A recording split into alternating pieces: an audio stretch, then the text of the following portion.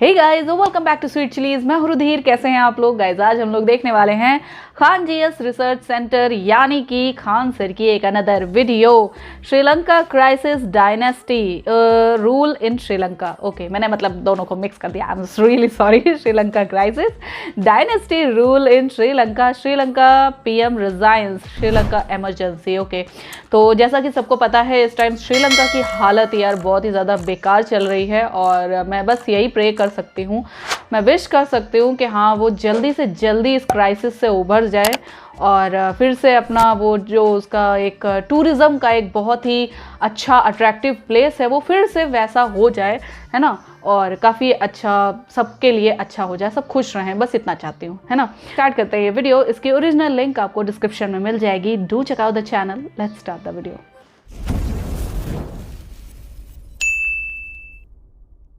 जय हिंद। देखिए, श्रीलंका के बारे में देखते हैं कि आखिर ये इतना बर्बाद कैसे हो गया, और ये तो कंप्लीट बर्बाद हो ही जाएगा क्योंकि जिस भी राज्य या देश की जीडीपी डेब्ट टू जीडीपी रेशियो 60 से ऊपर जाता है वो बर्बादी की ओर जाता है, और 100 क्रॉस किया तो कंप्लीट बर्बाद हो जाता है। और श्रीलंका का डेब्ट टू जीडीपी रेशियो 110% हो गया है।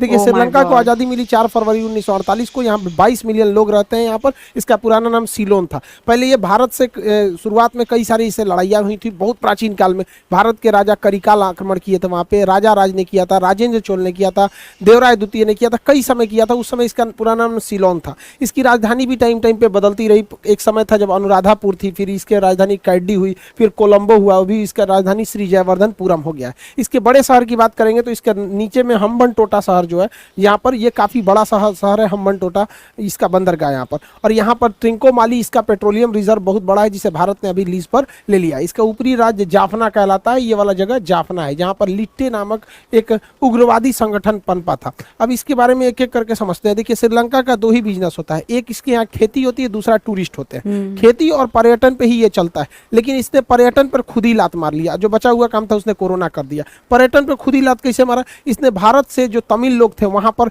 ऐसा कानून बनाया, नागरिकता खत्म कर दिया। वहां पे लगभग 40,000 लोगों को मार दिया यहाँ पर। और ये तमिल के लोग थे वहां पे। सिंघली बौद्ध की अधिकता है, और ये तमिल जो थे ये ज्यादातर हिंदू रिलीजन से मायने रखते थे। तो ये लोग जो थे इन पर बहुत ज्यादा अत्याचार करने लगे। इनके ऊपर कैंपों में रखा गया, जानवरों की तरह व्यवहार करने लगा, तो जिस वजह से भारत से इनका जो संबंध था बिगड़ते गया। और कोई भी टूरिस्ट पास के देश में जाता है, जैसे हम ही लोग को देखेगा, नेपाल बहुत सारे टूरिस्ट जाते हैं। अब नेपाल संबंध खराब कर लेगा तो अच्छा खासा उसको टूरिस्ट लॉस होगा। उसके बाद यहाँ क्या हुआ? ईस्टर डे ब्लास्ट हो गया। क्रिश्चियंस में 3 त्यौहार बहुत फेमस है, क्रिसमस, गुड फ्राइडे और ईस्टर। ईस्टर डे में ब्लास्ट में यहाँ लगभग 250 से ज्यादा लोग मारे गए थे। हाँ। जिसमें से 45 तो विदेशी क्रिश्चियन थे जो टूरिस्ट यहाँ पे घूमने आए थे। जिस वजह से एक भारत को तो नाराज कर ही दिया, और दूसरे क्या है कि विदेशी पर्यटकों में भी एक डर की भावना बढ़ गई। इसकी गहन जांच कराने के बाद इसने कुछ ठोस कदम पे नहीं पहुंचा, और इसने क्या किया? आरोप लगा था इसमें एक्सट्रीमिस्ट इस्लामिक ग्रुप का, जिस वजह से इसने बुर्का पर बैन लगा दिया। उसके बाद एक और माहौल क्या हो गया? भड़क गया। देखिए, कभी भी इंटरनल पॉलिटिक्स ऐसी नहीं करनी चाहिए कि जिससे कि एक्सटर्नल पॉलिसी को दिक्कत होने लगे। इससे क्या हुआ कि इंटरनेशनल लेवल पर इसकी इमेज खराब हो गई और इसे लोन लेने में दिक्कत होने लगा। और इसने इसके जो इंटरनल वायलेंस हो रहे थे उसको फेसबुक ने बहुत बढ़ा दिया। यहाँ पर सोशल मीडिया किसी चीज़ को बहुत बढ़ा रहा है, इसको कंट्रोल करके रखना चाहिए। यहाँ पे जितने भी ये डूबा है इसमें फेसबुक का भी बहुत बड़ा हाल है। भारत में भी क्या है कि मीडिया को भी यहाँ क्या है कि अगर कोई अप्रिय घटना होती है, जैसे दिल्ली में हिंसा हुई थी, उसे सप्रेस करके दिखाना चाहिए। आप कल्पना करके सोचिए, अगर हम लोग को ये न्यूज आए कि लंदन में ब्लास्ट हुआ, लंदन में दंगे फसाद हो गए, तो हमारी खबर हमारे दिमाग में क्या इमेज बनेगा लंदन के लिए? या लंदन सेफ शहर नहीं है। लेकिन अभी कैसा लगता है? लंदन बड़ा फेमस जगह है घूमने के लिए। तो मीडिया को भी ये सोचना चाहिए कि दिल्ली में अगर कुछ भी होता है तो दिल्ली राजधानी है, उसे सप्रेस करके दिए, पुलिस को काम करने दीजिए। पुलिस से ज्यादा तो मीडिया वाले कूद जाते हैं, हमारे चैनल की टीआरपी बढ़ेगा। देखिए, यहाँ पे 3 इंच का ईंटा था, 12 इंच का घर पे से फेंक दिया, ऐसा दिखाएगा सर, जिससे कि ऐसा लगने लगेगा कि वो देश क्या है, अशांत हो जाता है। तो यहाँ पर क्या हुआ था? फेसबुक ने श्रीलंका पे इतना ज्यादा वायलेंस को फेसबुक के एल्गोरिथम ने दिखाया था कि वहां से टूरिस्ट आना ही कम कर दिए। बचा हुआ काम को पूरा कर दिया कोरोना की वजह से इतना लंबा लॉकडाउन लगा, इंटरनेशनल फ्लाइट बैन लग गए, जिस वजह से यहाँ पे पर्यटन पूरी तरह से चरमरा गया। अब श्रीलंका को खुद सोचना चाहिए। वो अपने यहाँ 7% क्रिश्चियन पे वैसे ही वहाँ पे वायलेंस हो रहा है, 9% मुसलमानों के ऊपर वैसे ही हो रहा है, 12% जो तमिल हिंदू हैं उनके ऊपर भी अत्याचार। तो भैया सबके तुम बैरे ले लोगे तो रहेगा कौन तुम्हारे यहाँ? इन सारी घटनाओं की वजह से श्रीलंका को एक हैवी लॉस हुआ और इसकी इकोनॉमी धीरे धीरे स्लो डाउन होने लगी और यहाँ से पर्यटन पूरी तरह से ध्वस्त होने लगा। दूसरा इसका व्यापार था खेती। खेती में ये बहुत बड़े पैमाने पर कोकोनट और कोकोनट ऑयल का एक्सपोर्ट करता था। यहाँ पर नारियल की खेती बहुत ज़्यादा होती है, केरल में भी होती है, तटीय राज्यों में। देखिए हम लोग के यहाँ जो नारियल होता है वो लंबे पेड़ों पर होते हैं, लेकिन यहाँ जो तटीय राज्य होते हैं वहाँ नारियल की लंबाई बहुत कम होती है, मतलब 10 फीट 15 फीट पे नारियल हो जाता है और काफ़ी ज़्यादा मात्रा में होता है यहाँ पर नारियल। तो नारियल की खेती बहुत ज़्यादा होती थी यहाँ पर। साथ में यहाँ पर रबड़ की खेती होती है। रबड़ जो होता है, नेचुरल रबड़ जो होता है, वो यहाँ से इस पे रबड़ के पेड़ से दूध से निकाला जाता है, जिससे ये रबड़ को बनाया जाता है। तो ये रबड़ की खेती भी बहुत ज़्यादा इसके पास होती थी। दूसरा चाय, चाय में तो ये बहुत ज़्यादा एक्सपोर्ट करता था दूसरे देशों को, और खेती पे ये कुछ हद तक आत्मनिर्भर भी था। हमारे यहाँ से कम चाय होता है यहाँ पे, लेकिन हम लोग के यहाँ चाय पी भी तो जाते हैं। इतनी जनसंख्या है उस पे से जिसको देखो सुबह में दिन भर में 3-4 टाइम चाय पी लेता है, जिनको चाय की आदत लगी रहती है। तो ये यहाँ पर काफ़ी अच्छे से फल फूल रहा था। लेकिन यहाँ पे चौपट नेता सब, देखिए नेताओं का पढ़ा लिखा होना बहुत ज़्यादा जरूरी है, वरना ये ऐसा चौपट करेंगे समझे जिसकी खामियाजा कई पुस्तकों को चुकानी पड़ती है। नेतवा कहा कि भाई जो हम लोग यूरिया, पोटास, डीडीटी जो सिंथेटिक खाद का प्रयोग करते हैं, रासायनिक खाद का, इनके पास टेक्नोलॉजी नहीं थी श्रीलंका के पास, तो इन्हें इंपोर्ट करना होता था। ये लगभग $400 मिलियन प्रति वर्ष खर्च करते थे, यानी 3000 करोड़ रुपए का ये खाद मंगाते थे। इस खाद से ये फायदा होता है कि इससे पैदावार बहुत तेजी से होने लगता है, बहुत ज़्यादा पैमाने पर, लेकिन ये क्या है, महंगा आता है। दूसरा, ये खेत को एक लॉन्ग टाइम में नुकसान पहुंचाता है। तो इसने सोचा एक काम करते हैं, इसका आयात पे बैन लगा देते हैं। ऑर्गेनिक खाद, नेचुरल खाद का प्रयोग करेंगे, जैसे हमारे यहाँ पत्तियों को सड़ाकर केचुआ से बनाया जाता है, गाय के गोबर से, उसे ऑर्गेनिक खाद कहते हैं। ये क्या है, ऑर्गेनिक खाद की एक खराबी क्या है कि अगर आप ऑर्गेनिक खाद का प्रयोग करेंगे तो ये आपको 15 से 20 साल बाद इसका रिजल्ट दिखेगा। जैसे भारत में सिक्किम पहला पूर्णतः जैविक राज्य बन गया, वहाँ पे ऑर्गेनिक खाद का होता है। मिजोरम दूसरा हो गया, पूरी तरह से जैविक शहर अगरतला हो गया। ये सब क्वेश्चन याद रखिएगा, एग्जाम में पूछता है। तो इस खाद के प्रयोग से काफ़ी फायदे होते हैं, लेकिन इसका फायदा तुरंत नहीं दिखता है, और ये इन सारे खादों का फायदा तुरंत दिखता है। तो श्रीलंका का मंत्री पढ़ल लिखल तो था नहीं, उसने आयात पर बैन लगा दिया। आयात नहीं हुआ तो वहाँ हैवी डिमांड हो गई ऑर्गेनिक खादों की। अब ऑर्गेनिक खाद से तुरंत फायदा होता नहीं है, दूसरा इनके पास ऑर्गेनिक खाद था नहीं और डिमांड भयानक हो गया है। तो इसलिए इन्होंने कहा कि भाई साहब तो खेती ये चौपट हो गया। तो इन्होंने चाइना से $70 मिलियन का ऑर्गेनिक खाद लाया। अब बताइए, चाइना से मंगा रहा है, खाने पीने का सामान तो कभी नहीं मंगाना चाहिए, तो खाद मंगाया। उस खाद में बीमारी लग गया और अजब टाइप के बैक्टीरिया पाए गए सब इसके खाद में, चाइना वाले में, और पेड़ में खा जाते थे। तो मतलब खाद डाला जाता है पेड़ उगने के लिए, सोच रहा चाइना का खाद डाला जाता तो पेड़ में खा जाता था। तो श्रीलंका ने इस खाद को वापस पैक किया और वापस जहाज से भेज दिया चाइना में। इसे भेजने में श्रीलंका को $7 मिलियन का खर्चा आया। वाह रे श्रीलंका, वाह रे चाइना, वाह यार, इससे बड़का दगाबाज तो दुनिया में कोई नहीं हो सकता। हम लोग पाकिस्तानियों को कमीना समझते थे, ये उसका भी बाप निकला सब। सोचिए किस तरह से इससे दोस्ती ही नहीं रखनी चाहिए इन चोटों से, फादर ऑफ कोरोना। इस खाद वाला जो संकट है, इसका नतीजा ये हुआ कि जो श्रीलंका अपने खाद्यान्नों पर आत्मनिर्भर था, उसे गेहूं और चावल जैसे चीजों को भी इंपोर्ट करना पड़ गया अपने देश के पेट पालने के लिए। अब टूरिस्ट चौपट हो गया, खेती चौपट हो गया। अब पैसा आएगा कहाँ से? जिस वजह से इनके पास पेट्रोल को आयात करने का पैसा नहीं था, तो उस वजह से पेट्रोलियम महंगा होते गया। पेट्रोलियम इतना महंगा हो गया, अब पेट्रोलियम के ज़्यादा महंगा होने से पेट्रोलियम को लेने के लिए लाइन पे लाइन लगने लगे सब। वहाँ पर पेट्रोल का रेट इतना महंगा हो गया, 350 रुपया लीटर हो गया। अब ये पेट्रोल और डीजल के महंगा होने से हर चीज़ पर इफेक्ट पड़ता है, ट्रांसपोर्टेशन कॉस्ट बढ़ जाता है। तो जो आयात नहीं, ट्रेन का किराया बढ़ जाएगा, बस का बढ़ जाएगा, और ट्रैक्टर डीजल जो भी चीज़ें चलती हैं इस पर, कंबाइन मशीन वगैरह जो होते हैं, ये सबसे खेती पर इनडायरेक्टली असर पड़ता है, जिस वजह से इसका खेती भी पूरी तरह से स्लो डाउन हो गया श्रीलंका का। एक के बाद एक चौपट होते गया। श्रीलंका के पास पैसा बच गया जीरो, कुछ भी पैसा नहीं बच गया। दुनिया से चला गया लोन मांगने के लिए, IMF वगैरह से लोन मांगने, भारत से लोन मांगने। इसके पास इस साल $7 बिलियन कर्जा चुकाना है और इसके पास पैसा 1 रुपया नहीं है। चाइना कह रहा है कि हमारा लोन चाहिए, वापस चाहिए। चाइना यहाँ पर, चाइना से जाए हम्बन टोटा बंदरगाह बनाए, ससुरा तो नहीं रहे कि ठीक है नहीं बंदरगाह बनाएंगे यहाँ पर, वो लोन लेके। अब आप सोचिए ना, किसी का कम पैसा है और लोन ले कह दे महल बनाएंगे, चौपटे ना करेगा ससुरा तो यहाँ पर। $7 बिलियन का पैसा इसके पास, कोई भी पैसा इसके पास नहीं है। अब IMF से लोन लेने जा रहा है। देखिए, वर्ल्ड बैंक जब लोन देती है तो ये अच्छे कामों के लिए लोन देती है, विकास के लिए, सड़क, पुल, बिजली घर, ये सब बनाने के लिए। IMF लोन देती है, ये बेल आउट पैकेज देती है एकदम लास्ट मोमेंट पे, जब आपके पास तनिको पैसा नहीं बचता है तब देती है, और देने के शर्त रखती है कि आपकी अर्थव्यवस्था को हम कंट्रोल करेंगे। अब बताइए, IMF से लोन लेने का मतलब है कि अपनी इकोनॉमी उसको सौंप दीजिए। यहाँ पर जो भी देश IMF पे लोन ले रहा है, मतलब समझिए वो देश चौपट हो गया।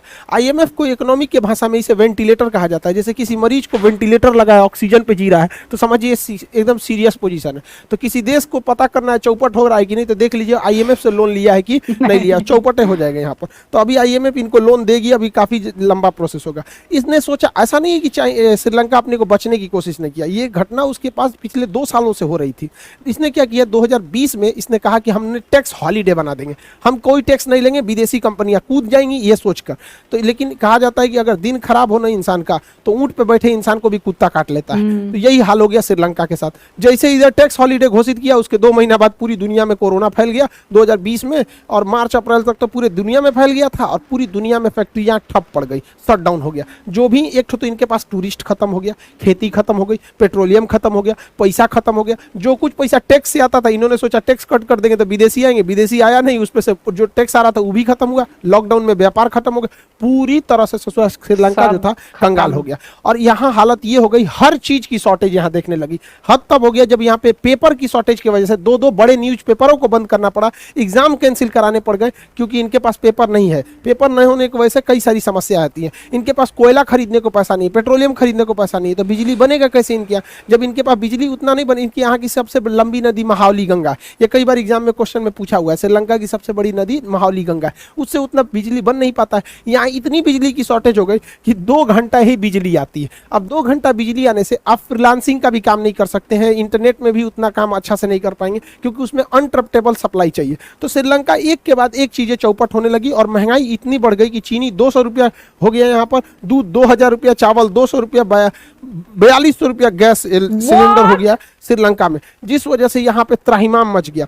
और यहाँ पर दवाइयां तक को इंपोर्ट करना पड़ा। सोचिए हमारे यहाँ इंपोर्ट क्या होता है, आईफोन की मोबाइल, टेस्ला की कार, मतलब जो हैवी चीजें होती है ना, अमीरों के लिए, जो एकदम अमीर लेवल के लोग हैं उनके लिए जो चीजें हैं वो इंपोर्ट होती हैं। जो जरूरत की चीजें होती हैं गरीब और मिडिल क्लास, यानी 90% इंडिया की जो चीजें होती हैं जो आम जनता के लिए, वो यहीं पे बनती है। सोचिए यहाँ दवाइयां तक को इंपोर्ट किया जाता है, पैरासीटामॉल का गोली। ये हाल हो गया श्रीलंका का चौपट यहाँ पर। इसे चौपट करने के लिए ऐसा नहीं है कि बर्बाद किया गया है, तो ये सब ने मिलकर बर्बाद किया। हमारे यहाँ इंडिया में देखिए ना, 1-2 नेतवा मिलकर बर्बाद कर देते हैं। एक कहावत कहा जाता है कि बर्बाद गुलिस्ता करने को बस एक ही उल्लू काफी है, हर सय पर उल्लू बैठा हो आबाद गुलिस्ता क्या होगा। मतलब किसी बगीचा को बर्बाद करने के लिए 1 उल्लू काफी है, हर बगीचा के हर डाल पर उल्लू बैठ जाए तो वो गुलिस्ता क्या होगा। यहाँ ससुरा भारत में 1-2 नेतवा मिलकर लूट लेता है।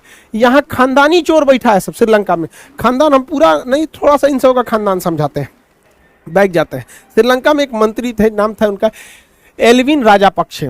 इन्हीं के खानदान ने पूरी तरह डुबा दिया। एल्विन राजापक्षे के 4 लड़का हुआ, गोटेबाया राजापक्षे, महिंद्रा राजापक्षे, बासिल राजापक्षे और चमल राजापक्षे। ये राजापक्षा फैमिली है। गोटेबाया राजापक्षे की सुनिए ध्यान से, इन्होंने 40,000 तमिलों को मरवाया है। अभी ये वहाँ के राष्ट्रपति हैं। इनके भाई महिंद्रा राजापक्षे वहाँ के प्रधानमंत्री हैं। इनके भाई बासिल राजापक्षे वित्त मंत्री हैं, यही ने चौपट किया पूरी तरह। चमल राजापक्षे सिंचाई है, पूरी तरह से इरिगेशन मिनिस्ट्री इन्हीं के पास था, खेती को इन्हीं ने चौपट कर दी। अभी तो ये है भाई, अभी इनको देखिए भतीजा इन सब का, मतलब इनका बेटा। महिंद्रा राजापक्षे के 2 बेटा, नवल राजापक्षे और यूसिया राजापक्षे। नवल राजापक्षे खेल मंत्री है, Yoshitha Rajapaksa chief of the staff है, मतलब किसको नौकरी देना है किसको नहीं, इन्हीं को जिम्मेदारी। और ये सिंचाई मंत्री वाला है चमल राजापक्षे, इसका 2 बेटा, एक का नाम है सशिंद्र राजापक्षे, इसके हाथ में कृषि है। देखिए सिंचाई डुबाया, ये कृषि डुबाया यहाँ पर। असमेंद्र राजापक्षे, इसके हाथ में श्रीलंकन एयरलाइन की पूरी कमांड है। पूरा ससुरा खानदान एक के पास है। ये खानदानी चोरों ने डुबाया है श्रीलंका को। जब ये परिवारवाद ना पूरी तरह से चौपट कर दिया श्रीलंका को, इन्हीं चोट्टों ने मिलकर। अभी तो हम गोतिया में गिनबे नहीं किए, चचेरा ममेरा कजन वजन, बड़ी मंत्री है सब इसके पास। 9 बड़े मंत्री एक ही फैमिली से आते हैं। 70% बजट एक ही फैमिली कंट्रोल करती है। तो चौपट तो होना ठीक फिक्स था यहाँ पर। अब यहाँ पर श्रीलंका में इनके खिलाफ भयानक बवाल फैलने लगा, यहाँ पर प्रोटेस्ट होने लगे, प्रोटेस्ट धीरे धीरे वायलेंस होने लगे। हाल ये हो गया कि यहाँ पर प्रोटेस्टर जो थे ये मंत्रिमंडल के इस्तीफे की मांग करने लगे। मंत्रिमंडल ने इस्तीफा दे दिया, लेकिन ये 2 जो था सब ये इस्तीफा नहीं दे रहा था सब। तो महिंद्रा राजापक्षे जो प्रधानमंत्री थे उनके घर को जला दिया गया। बाद में इनको इवैक्यूएट करने के लिए आर्मी बुलानी पड़ी, तो इन्हें अपना त्यागपत्र देना पड़ गया। लेकिन गोटेबाया राजापक्षे अभी भी हैं। प्रदर्शनकारियों का कहना है जब तक इस चोट्टा को नहीं हटाएंगे हम यहाँ से हटने वाला नहीं है। तो यहाँ पर तो ये हट गए हैं महिंद्रा राजापक्षे, और जब तक ये गोटेबाया नहीं हटेंगे तब तक नहीं होंगे। भाई साहब भारत के तमिलों के 40,000 का जान लिए हो यार, तुम नींद कैसे आ जाती है तुम। हर इंसान, हम लोग अफगानिस्तान का एग्जाम्पल देते हैं ना, ये तमिलों के साथ उनसे भी बुरा हाल किया थे। समझ में आया? आपका देश डिजर्व करता है इसको। भारत के तमिल क्या मांग रहे थे यार, माइनॉरिटी को जीने नहीं देता है सब यहाँ पर, यही हाल हो गया। जियो अब तुम अच्छा से यहाँ पर। अभी आनंद फानल में नया प्रधानमंत्री बनाया गया रानिल विक्रमसिंघे को। रानिल विक्रमसिंघे इसी के करीबी है सब, चोर चोर मौसेरे भाई। इनका कहना है कि अभी तो ये शुरुआत है, अभी तो पूरा फिल्म बाकी है, पूरा श्रीलंका भी और चौपट होगा। आईएमएफ इनको लोन अभी दे नहीं रहा है, दुनिया में जल्दी तो लोन इनको कोई दे नहीं रहा है, अभी ये पूरी तरह से चौपट होंगे। तो हर देश को ये सोचना चाहिए, हर राज्य को सोचना चाहिए कि आप अपना वित्त मंत्रालय किसे दे रहे हैं। अनपढ़ों को दे देंगे तो चौपट हो जाएगा।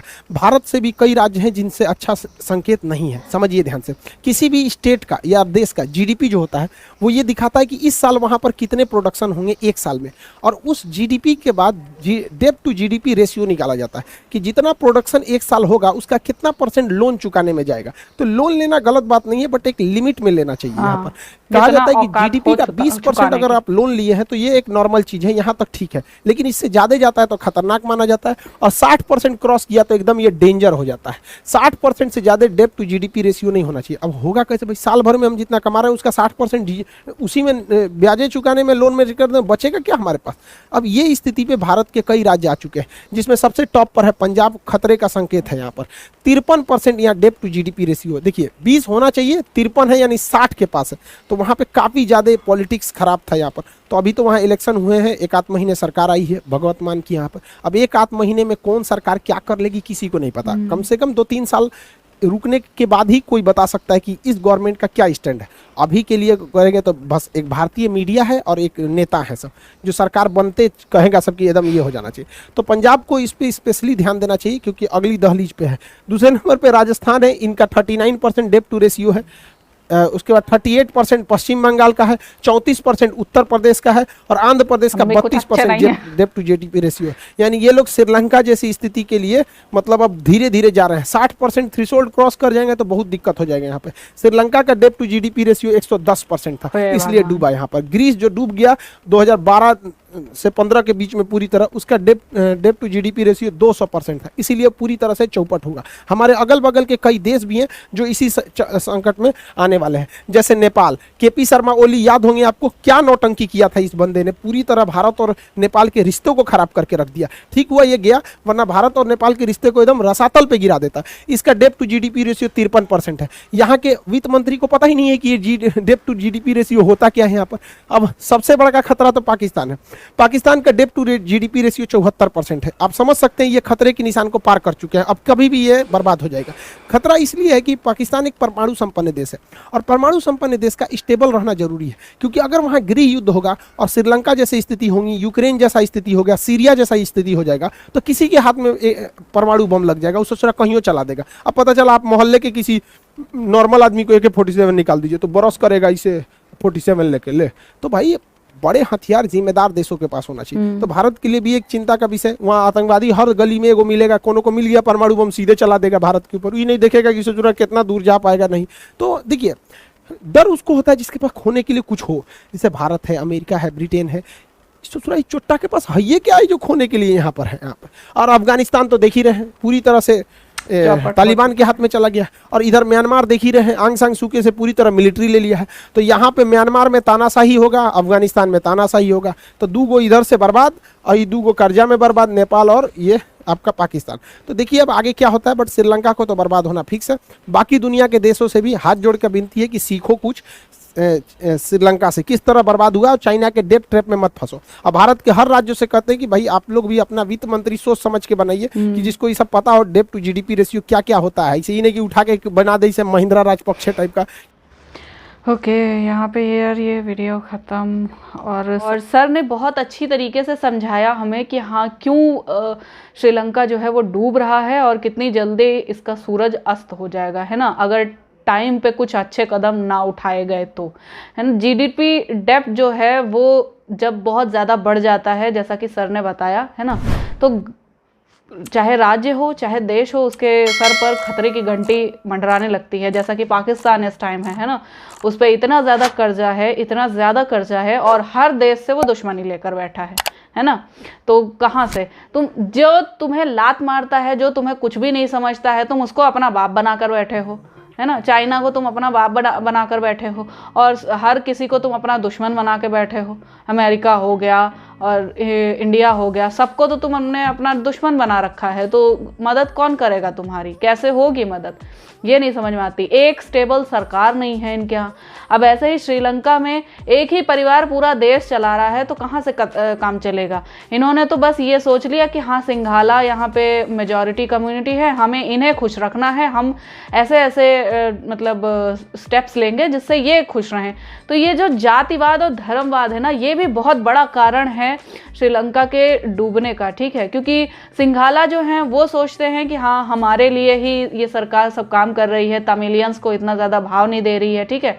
तो इसलिए हम जो सरकार हमें प्रमोट कर रही है हम उसे प्रमोट करेंगे, भले ही वो पूरे देश को क्यों ना चौपट कर दे। अब क्या हो रहा है, अब इन्हें धीरे धीरे समझ में आ रहा है यहाँ की जनता को कि हाँ नहीं, एक ही परिवारवाद जो होता है, एक ही परिवार पूरे देश को चला सके, ऐसा हो नहीं सकता, है ना। आप लोग ने पहले हिस्ट्री में सब लोग ने पढ़ा होगा कि जो भी राजा या बादशाह होते थे, ठीक है, उन अगर वो अच्छे हैं तो ज़रूरी नहीं है कि उनकी संतानें भी एक अच्छा राजा या बादशाह साबित होंगी, है ना। आप मुगलों को देख लीजिए, सबसे लास्ट में आके क्या हुआ, औरंगजेब, बहादुर शाह जफ़र, ये सब कैसे निकले एकदम, मतलब केवल अय्याशी करने में रहे और देश को बिल्कुल चौपट कर दिया, एकदम ध्वस्त कर दिया, है ना। तो इस टाइप के परिवारवाद जहाँ भी होता है ना, वो चाहे स्टेट हो, चाहे देश हो, चाहे एक सिंगल घर या गांव ही क्यों ना हो, है ना, तो वहाँ भी हमेशा ख़त्म ही हो जाता है। जब आप सबकी राय, सबको एक साथ लेकर नहीं चलेंगे तो हमेशा खतरे की घंटी बढ़ती रहेगी। दूसरा, जीडीपी डेप्थ इन्होंने इतना ज़्यादा अपने यहाँ का बढ़ा रखा है कि हर देश इनको मदद करने से डर रहा है ना। कोई वो अभी तक कोई सुधार के आसार नहीं नज़र आ रहे हैं।